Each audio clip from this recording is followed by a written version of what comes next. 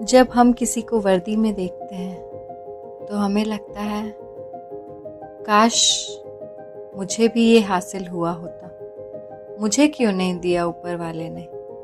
आखिर मुझ में क्या कमी रह गई?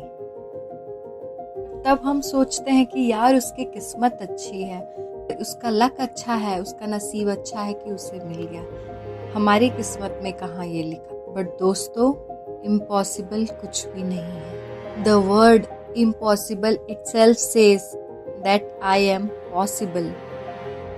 अगर हम पहले देखें तो स्पेस में जाना असंभव सा लगता था, लेकिन एक बार जब कल्पना चावला चली गई, उसके बाद न जाने कितने ही लोग गए। तो क्या ये अभी इम्पॉसिबल लगता है? ठीक उसी तरह हमने जब तक अपने लक्ष्य को अचीव नहीं किया तब तक ही वो इम्पॉसिबल लगता है।